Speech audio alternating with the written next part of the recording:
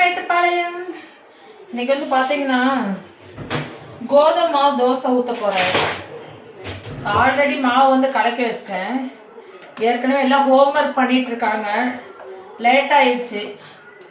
Okay, இன்னைக்கு வந்து தோசை ஊற்றிக்கலாம் அப்படின்னு சொல்லிட்டு அதுக்கு வந்து கொஞ்சம் முட்டை போட்டு கட்டியாக குருமா மாதிரி வச்சுக்கலாம். உடச்சி ஊற்றினா முட்டை குருமா வச்சுக்கலாம் அப்படின்ட்டு பெரிய வெங்காயம் ஒன்று கட் பண்ணி வச்சுருக்கேன். அப்புறம் வந்து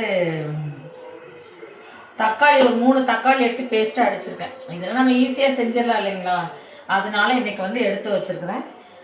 இப்போ ஒரு பக்கம் தோசையை ஊற்றிட்டு இன்னொரு பக்கம் வந்து நம்ம முட்டை கிரேவியும் செஞ்சிட வேண்டியதான். ஓகேங்களா, வாங்க வீடியோக்குள்ளே போகலாம்.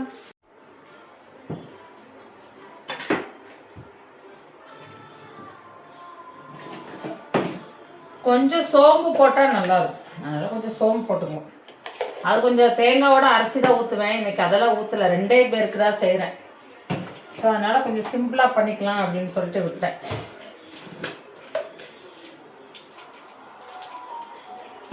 இன்றைக்கி எல்லாம் கொஞ்சம் வேலையெல்லாம் நிறைய இருந்துச்சுங்களா, வெளியே போயிட்டு வர ஒர்க்கு இருந்துச்சா, அதனால் வந்து இன்றைக்கி லேட் ஆயிடுச்சு. இப்போவே மணி பார்த்திங்கன்னா 8 மணிக்கு மேலே ஆயிடுச்சு. வெங்காயமும் கொஞ்சம் நல்லா வதங்கட்டும். அதுக்குள்ளே சைட் பை நாம் வந்து கோதுமை மாவு தோசைக்கு வந்து அடுப்பை ஆன் பண்ணி வச்சிடணும்.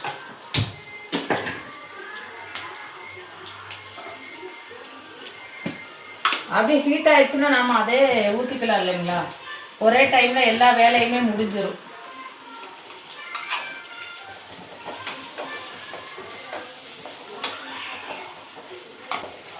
நான் வந்து கொஞ்சம் சிக்கன் மசாலா போட்டிருக்கேன். சிக்கன் மசாலா இல்லை மட்டன் மசாலா 2 போட்டாலுமே நல்லாயிருக்கும். அது நல்லா வந்து அந்த வெங்காயத்தோடய போட்டு அந்த எண்ணெயிலே வதக்கிட்டோம்னா கொஞ்சம் நல்லாயிருக்கும். வந்து தக்காளி நம்ம அரைச்சி வச்சதையும் பேஸ்ட்டாக சேர்த்துட்டேன்.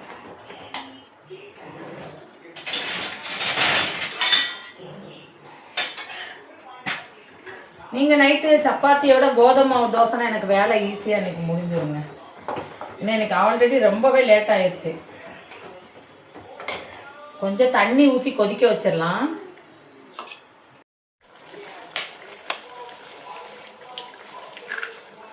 இதை நைட் டைம் சிம்பிளாக நம்ம வேலையை முடிச்சாச்சு.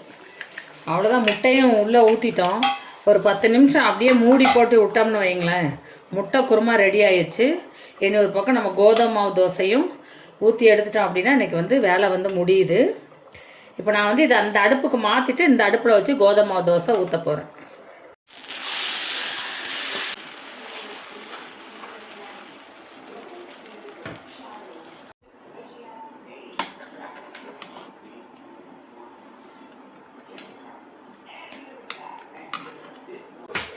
தோசையுமே ஊற்றிட்டேன். இனி ஒரு பக்கம் வந்து முட்டை குருமாவுமே ரெடி ஆயிடுச்சு. ஓகே, இன்றைக்கி வந்து நைட்டு விளாக் வந்து பார்த்திங்கன்னா ரொம்ப சிம்பிளாகவே முட்டை குருமாவும் தோசையுமே ஊற்றிட்டேன். எல்லாருமே இப்போ ஹோம்ஒர்க் எழுதிட்டு சாப்பிட வந்துட்டாங்க. நம்ம சேனலை வந்து சப்ஸ்கிரைப் பண்ணிடுங்க, பக்கத்தில் இருக்க பெல் ஐக்கானே கிளிக் பண்ணிடுங்க.